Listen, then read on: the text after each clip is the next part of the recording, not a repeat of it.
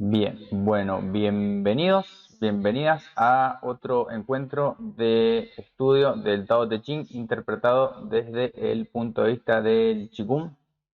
Hoy vamos a estar estudiando el capítulo 4 y también voy a hacer algunos otros comentarios sobre unos temas en los que he estado interactuando con otras personas en estas 2 semanitas que me parece que son muy interesantes.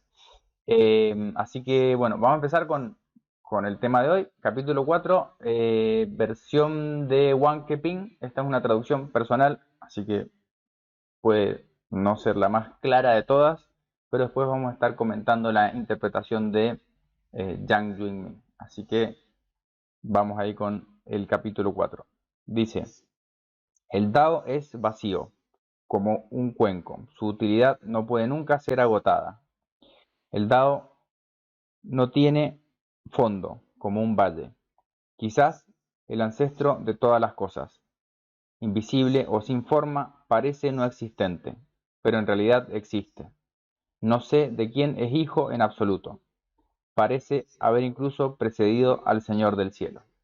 Bien, este es un capítulo relativamente breve.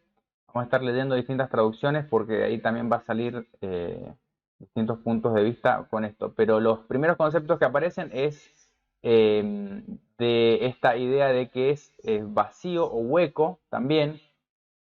Acá en el texto de Zhang Yuanming dice es insustancial en el sentido de infinito. También en la traducción de Wang Keping dice es vacío.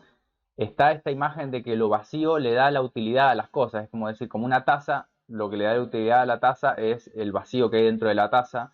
O en una casa lo que le da la utilidad a una habitación es el vacío dentro de esa habitación. Y lo que le da su función o su utilidad a una puerta es que haya un espacio vacío en la pared que constituye una puerta o una ventana. Es decir, acá se empieza a aparecer esta idea de, según cómo se interprete, como vacío. Lo vacío tiene una función. No podríamos llenar una taza que ya esté llena o una taza que no tenga un agujero o vivir en una casa que no tenga espacio. Entonces acá empieza a aparecer una valoración de lo vacío que como interpretación personal yo creo que tenemos que empezar sobre todo en la cultura occidental donde tendemos a querer llenar todos los espacios, es importante. El espacio vacío le da la utilidad a las cosas. Y en este sentido también dice, su utilidad nunca puede ser agotada, ¿no? También, la utilidad y el vacío están relacionados. Eso es como un primer concepto que aparece. También aparece el concepto de no sé de quién es hijo, o sea, no sé de dónde proviene, parece existir antes de el Señor. Acá hay una traducción de Wang Keping, o Dios, o el Señor del cielo, en la mitología, digamos, metafísica, ¿no?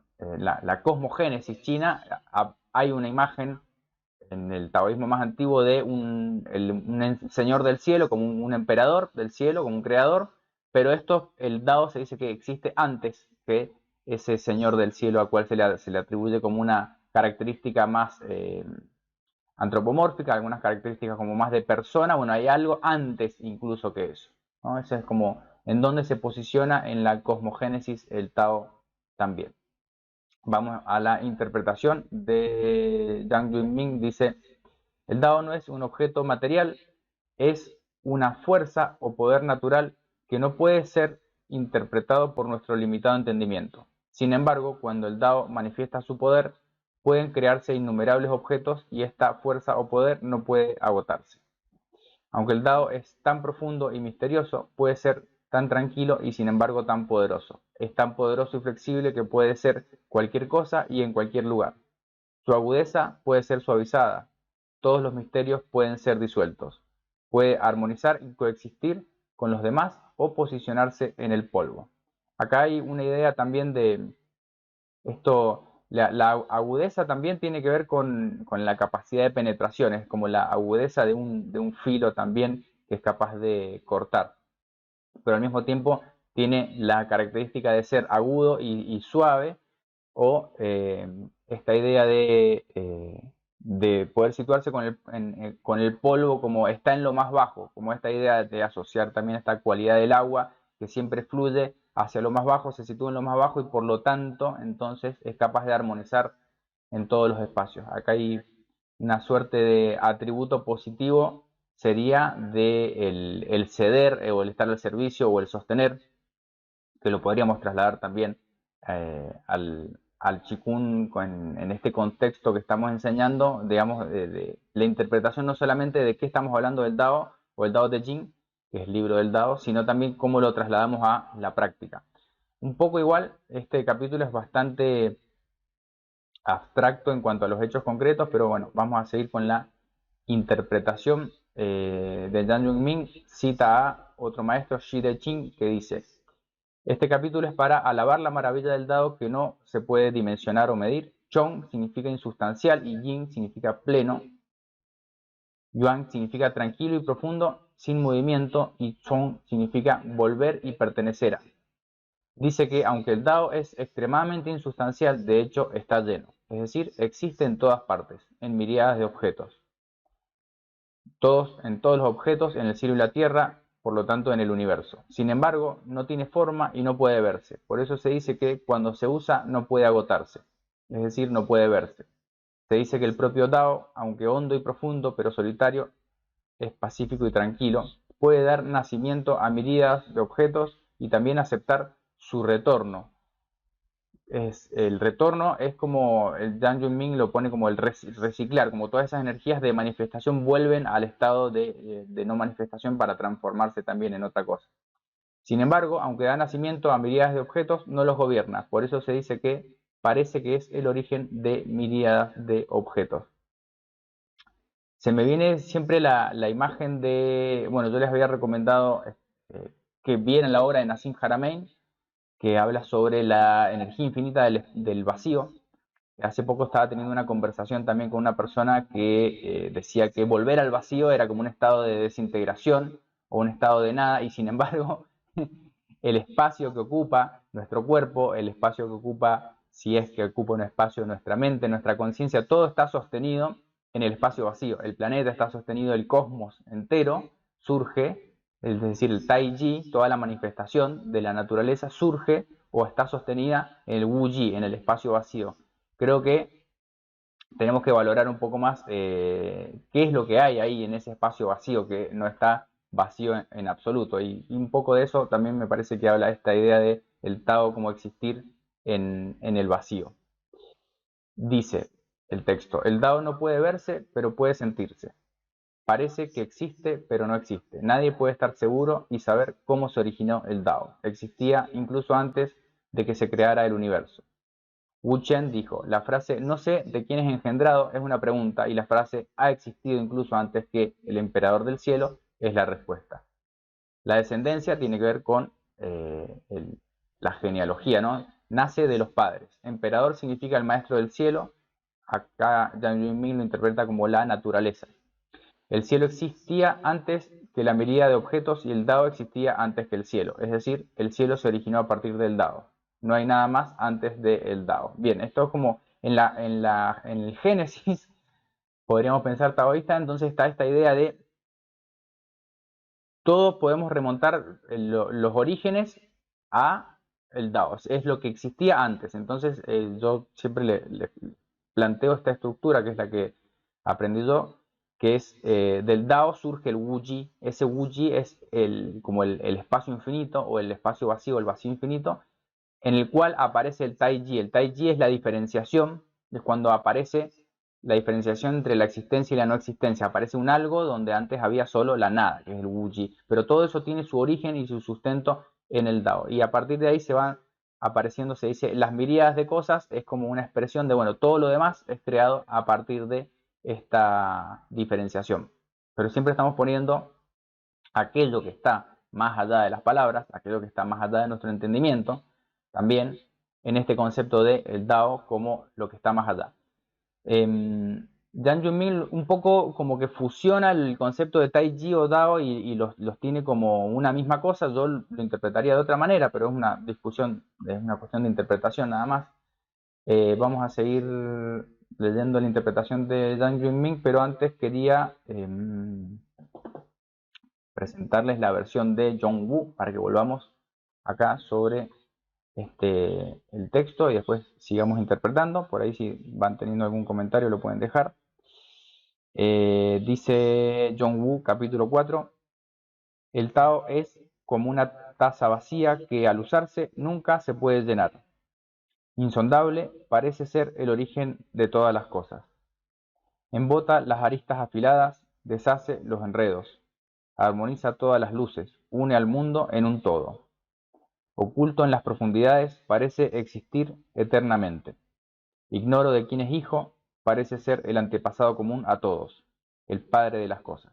Bien, acá está bueno porque no hace una referencia a una, digamos, figura del taoísmo religioso como el emperador del cielo, sino habla de, bueno, el origen de todas las cosas. Y también armoniza todas las luces, une al mundo en un todo. Es una interpretación también como, bueno, si el Tao está presente en todas partes, entonces estamos todos unidos también al Tao. También es como, de acá también vamos a sacar una interpretación más adelante que tiene que ver con esta conciencia de unidad. Cuando dice embota las aristas, es decir, suaviza los bordes y deshacen los enredos, de alguna manera es como que equilibra las diferencias también, podríamos interpretarlo de esa manera.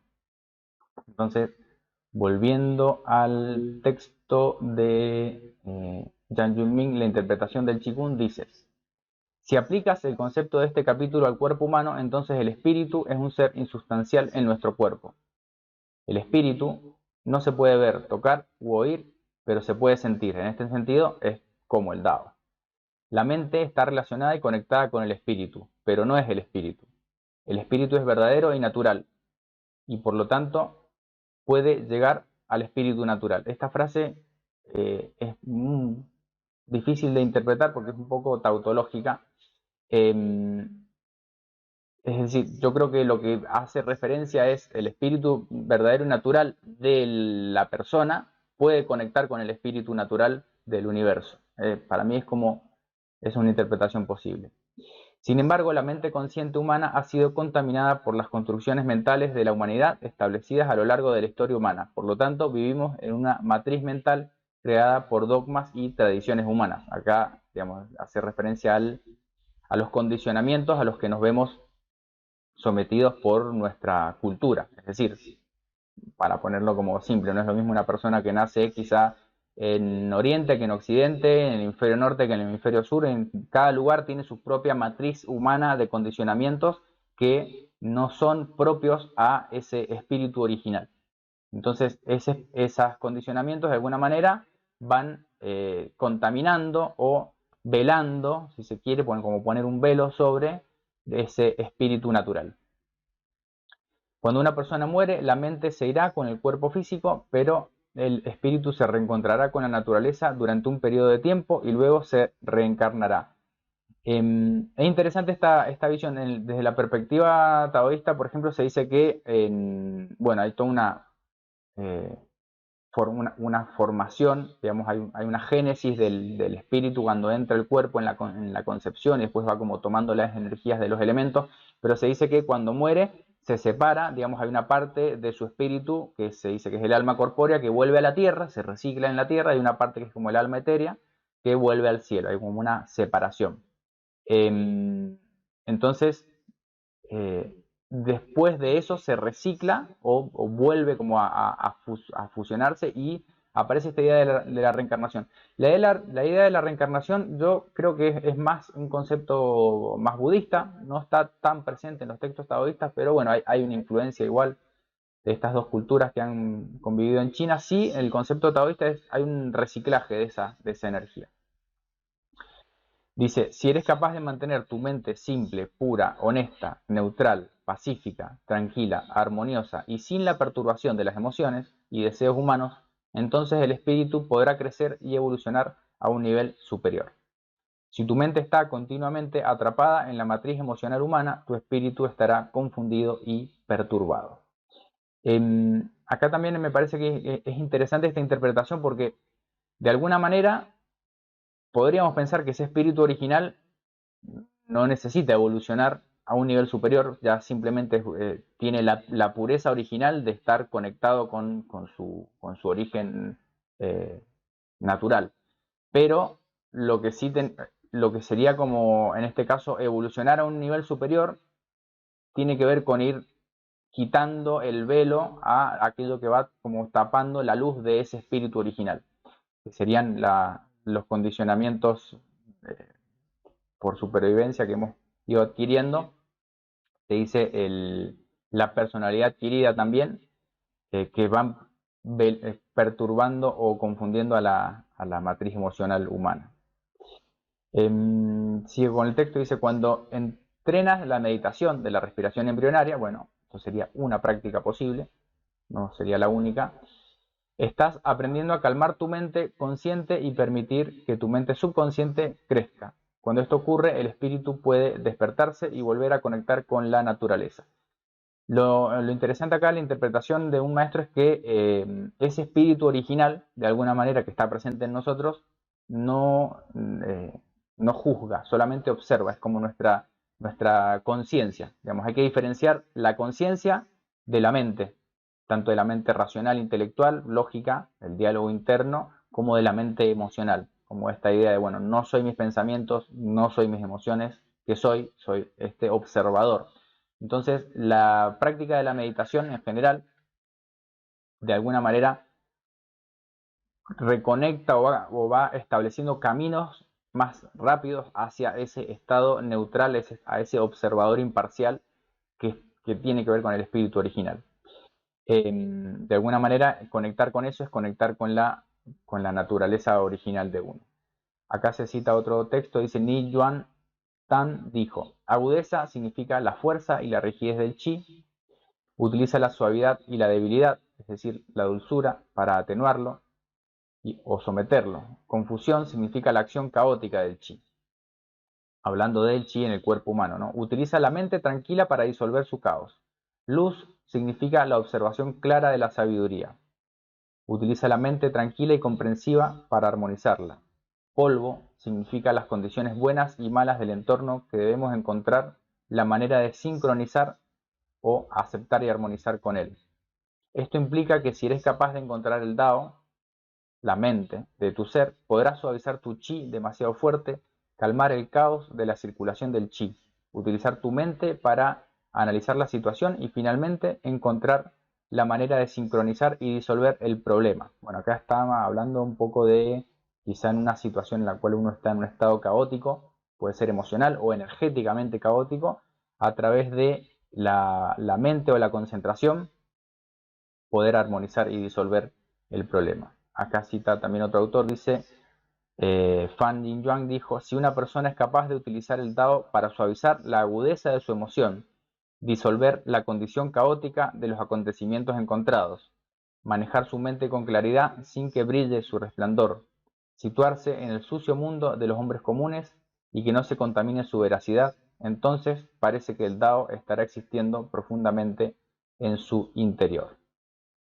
Bien, acá vuelve a aparecer esta imagen de mantener de alguna manera un estado de armonía en el caos de los acontecimientos mundanos, en la vida cotidiana, ¿no? Como diferencia de esto de esta imagen de la persona que se retira, habíamos estado hablando en los encuentros anteriores, en sus inicios tiene que retirarse de la sociedad porque no es capaz de mantener una estabilidad frente al estímulo permanente que le propone la vida en sociedad, pero dice, si la persona es capaz de desenvolverse frente a las otras personas, con las personas comunes, sería como, bueno, personas que no están en este estado de armonía, ¿no?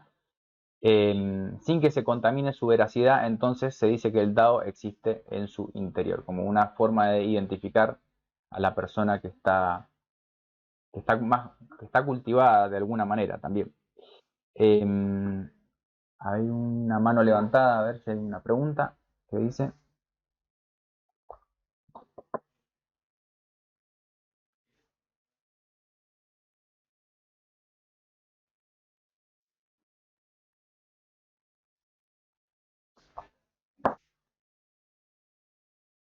Sí.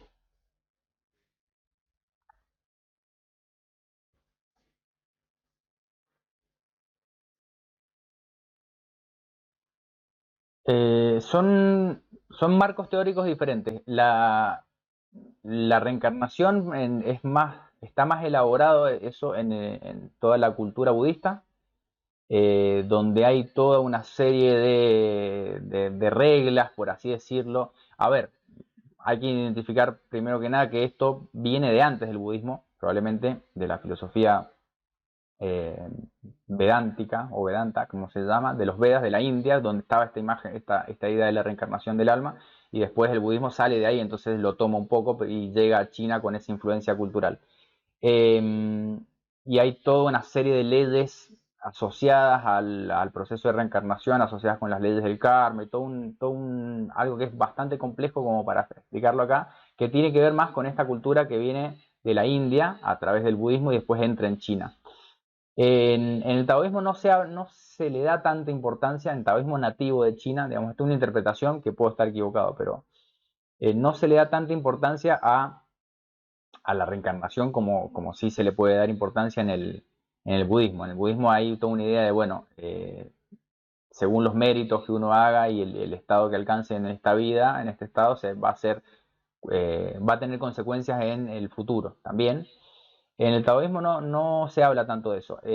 Respecto de cómo son las energías en la concepción, la embriología energética, está esta idea hay un momento de la concepción, hay una parte de la energía que se genera durante la concepción y se va desarrollando, y después hay otra parte que viene en el nacimiento, como que son dos momentos importantes en la embriología energética. Entonces, en un momento aparece lo que sería, es como que el alma etérea, por así decirlo, viene acompañada, esto es mi interpretación de lo que me han enseñado, puede haber algún error acá, pero el alma etérea viene acompañada por, se dice, 5 virtudes o las 5 luces puras, que son como las energías puras de los 5 elementos que acompañan al alma y penetran o se terminan de asentar en el cuerpo cuando se produce el nacimiento.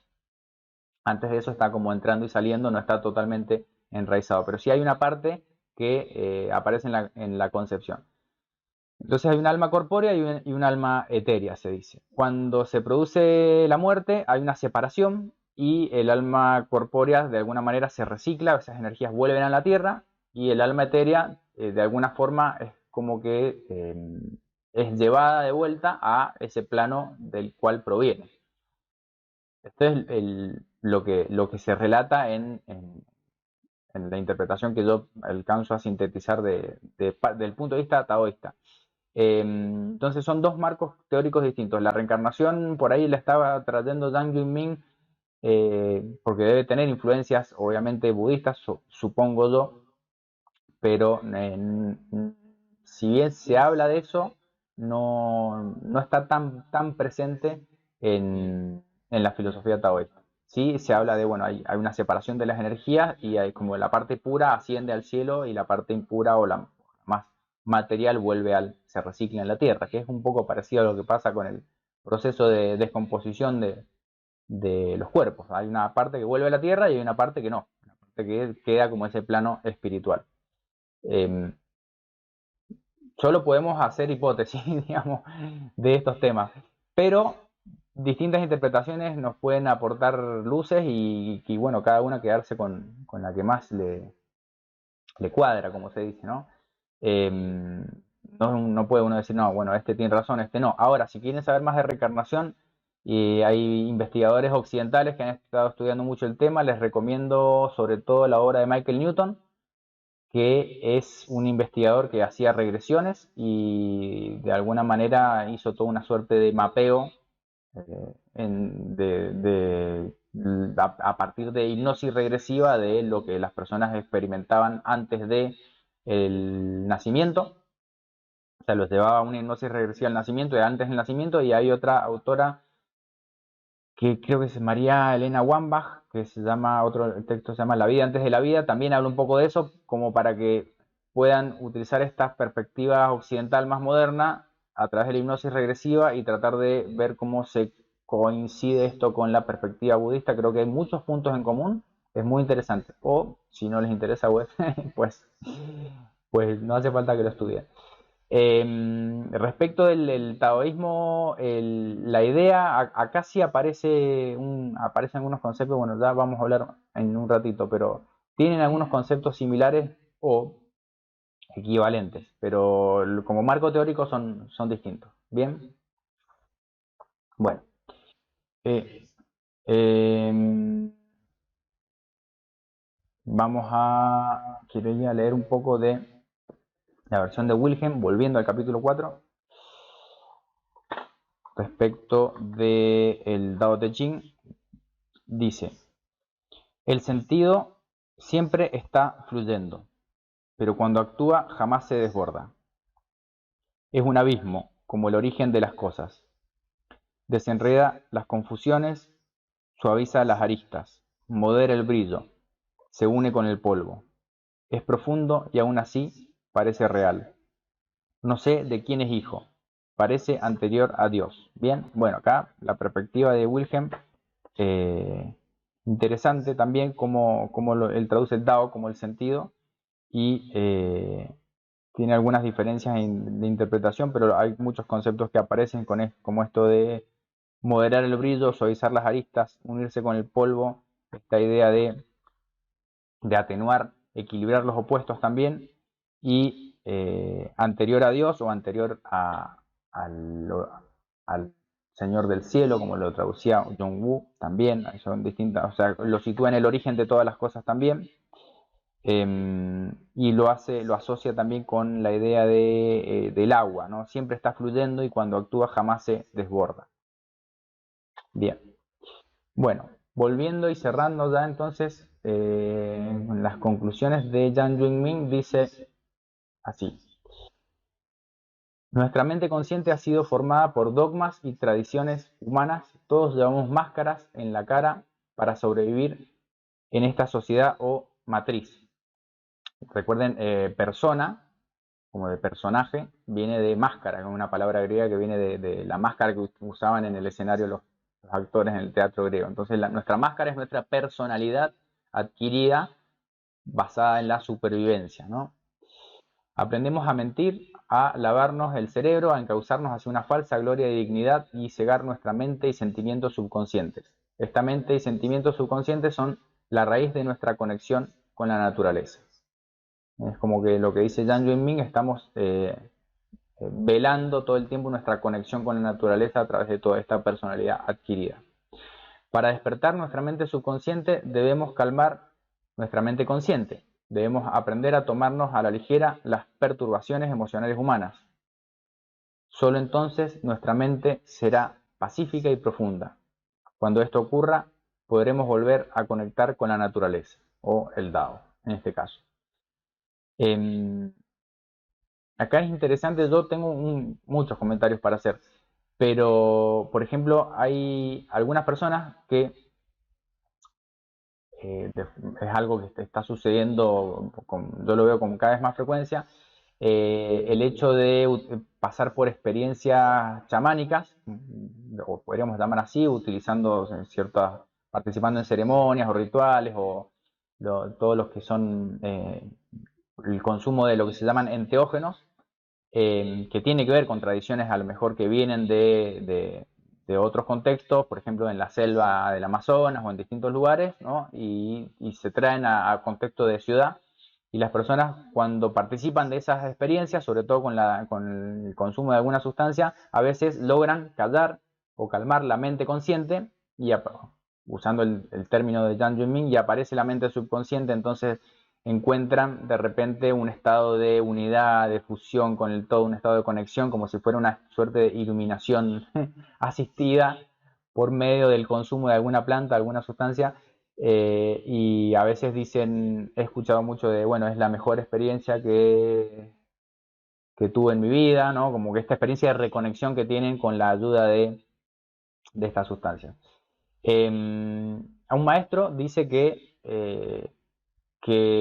los chamanes utilizaban estos recursos como un último recurso, era como un intento desesperado cuando ya habían agotado todos sus otros recursos, bueno, recurrían a este tipo de procedimientos que eran bastante arriesgados de por sí. Pero hacerlo de forma de alguna manera podríamos pensar como consistente y repetitiva, es un poco hacer trampa. Es como tomar algo que me ayude a tener un estado de conexión de iluminación, pero estoy dependiendo de una sustancia externa, no estoy pudiendo generar por mis propios medios ese camino. Entonces, bueno, la idea es a través de distintas prácticas, como puede ser el Qigong o la meditación, empezar a construir ese camino sin la necesidad de un agente externo eh, que venga a ayudarme. Entonces, a este respecto, quería comentarles una persona me hizo una pregunta que yo creo que la pregunta es válida, todas las preguntas son válidas, ¿no? Pero, digamos, no hay malas preguntas. Así que vale la pena eh, mencionarlo. Me decía que, bueno, estaba realizando ciertas prácticas de Qigong desde hace un tiempo y quería profundizar a través de la práctica y la posibilidad de lograr niveles espirituales más elevados, ¿no? ¿Cuál era mi experiencia al respecto?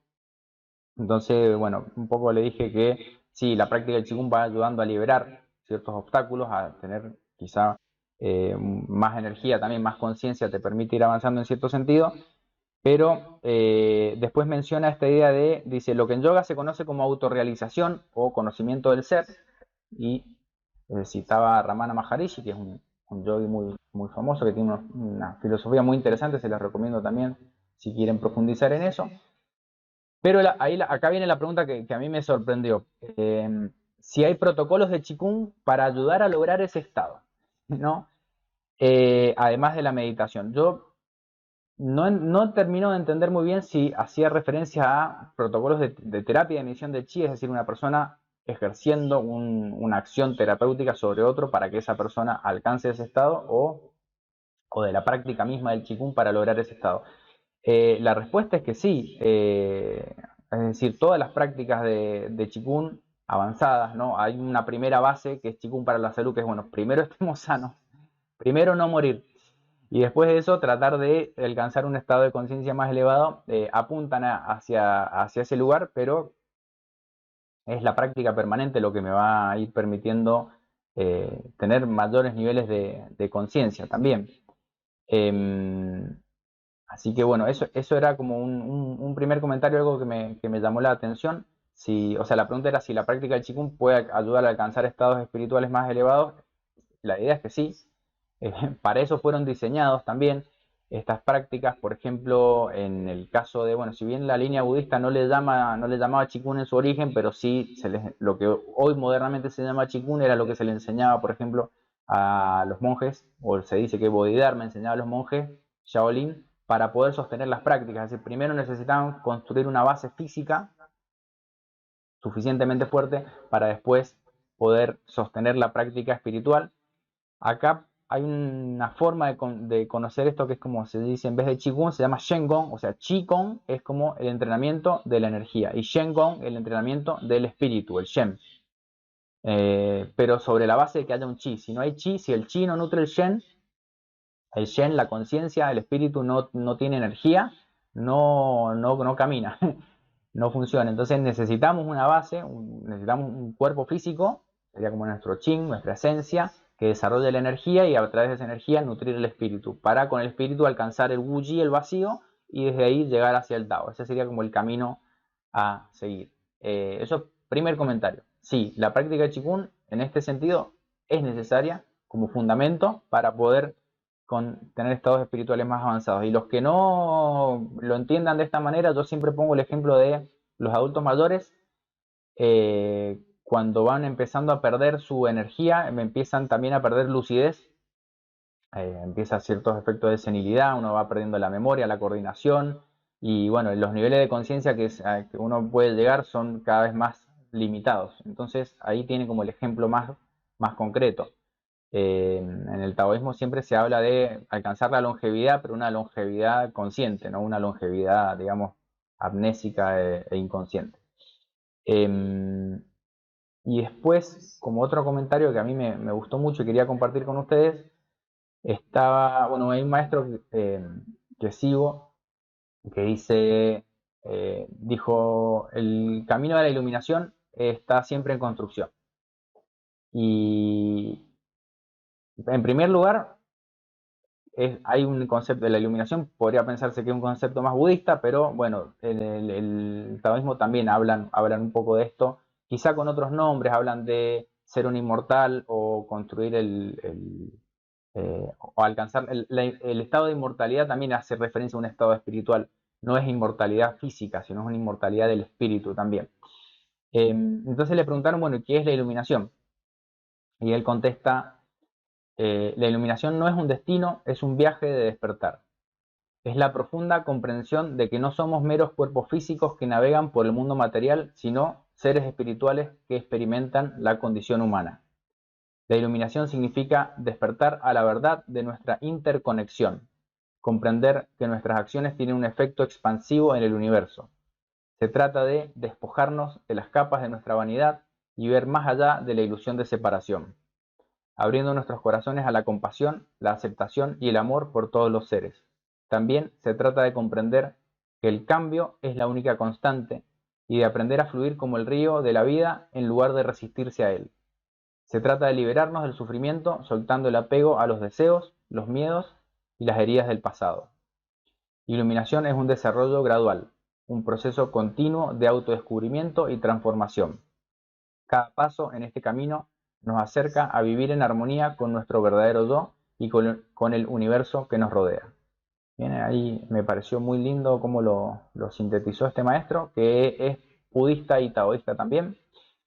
Eh, y les quería compartir esta interpretación porque siempre es un tema a veces confuso. Cuando usamos palabras sin saber a qué estamos haciendo referencia, está bueno detenernos y definir, bueno, a ver, ¿qué se entiende por? Y en este concepto que este maestro plantea, es interesante porque aparecen ideas como, bueno, esto es fluir con el río de la vida, ¿no? Como el Tao que fluye, según la lectura de John Woo también, y esta idea de interconexión también, bueno, también lo que nos une a todos desde el punto de vista taoísta es el Tao, es aquello que tenemos todos en común, es eso que está en todas partes también. Así que bueno, estas eran las reflexiones que quería compartirles hoy, que me parecieron muy, muy lindas, muy iluminadoras. Em, no sé si tienen alguna pregunta o comentario por ahí, y pueden irlo dejando. Y quería avisarles también, ya cambiando un poco de tema, voy a estar en agosto del 2023 o en diferido, quienes lo vean más adelante, dando un sistema de Qigong que se llama Lohan Qigong, 18 manos de Buda, que es una linda forma, es casi como una danza, casi como una forma muy parecido al Tai Chi también, de Qigong marcial muy lindo para practicar, para ir fortaleciendo el cuerpo.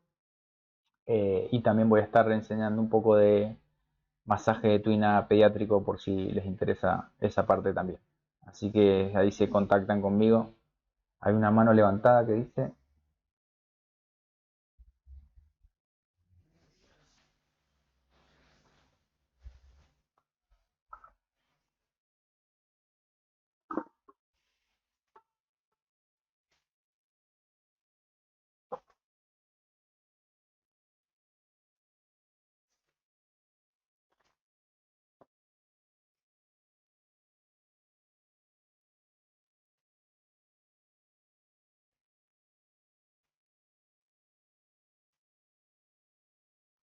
eh, bueno, si después les paso el texto. Recuerden, los que quieran el material, el texto para leerlo, todo el texto de trabajo, les pido un aporte, puede ser un aporte voluntario, y si hacen un aporte hay un mínimo a partir del cual ya pasan a ser como miembros de la escuela LinkedIn y tienen acceso a material extra también. Así que bueno, si quieren acceder al material, me pueden escribir y les digo cómo hacerlo para que puedan hacer un aporte y tener el texto de estudio. Y ahí les voy a pasar la referencia. ¿Quién fue el que lo dijo? Mientras tanto, para los demás les queda la grabación de la clase, la pueden ver todas las veces que quieran, compartirla y bueno, comentarios van dejando ahí. No sé si hay otra pregunta ahí, hay una mano levantada, no sé si es la misma de recién o no. Eh, Así que bueno, hasta acá por ahora, si no hay más comentarios, sí, a ver, una más que dice,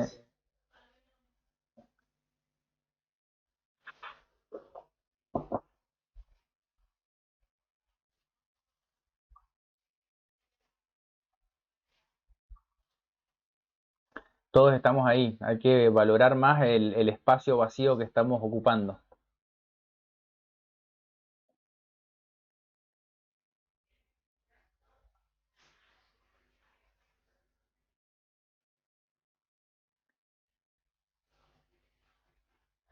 Bueno, existe la materia oscura también, que no la pueden ver, pero dicen, hay algo ahí, hay algo ahí. No lo puedo ver, pero sé que hay algo ahí. Eh, Ahí hay mucho que no vemos y que sin embargo nos construye como cosmos también. Así que sí, gracias. Sí, el otro día estaba conversando con una persona con la que converso muy seguido y siempre está como queriendo, se dice, eh, decir por qué el budismo está equivocado. No, básicamente así. Entonces dicen porque van hacia el vacío y a la nada y ahí no hay nada, y es la disolución. Bueno, ¿y qué hay del espacio que tu cuerpo está ocupando en este momento? ¿Y qué hay del espacio que nos está sosteniendo en el cosmos? ¿Qué hay de eso? ¿Cómo le llamás a eso? Que no es nada, no es nada, entonces no es importante. Bueno, siempre tengo estas conversaciones acaloradas a veces, que a mí me divierten mucho.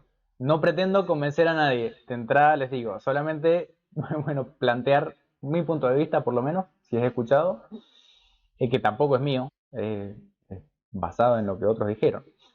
Pero bueno, les recomiendo que no se peleen con nadie y sean respetuosos también si quieren ser respetados. Bien, bueno, hasta acá entonces con la clase de hoy y nos encontraremos la próxima.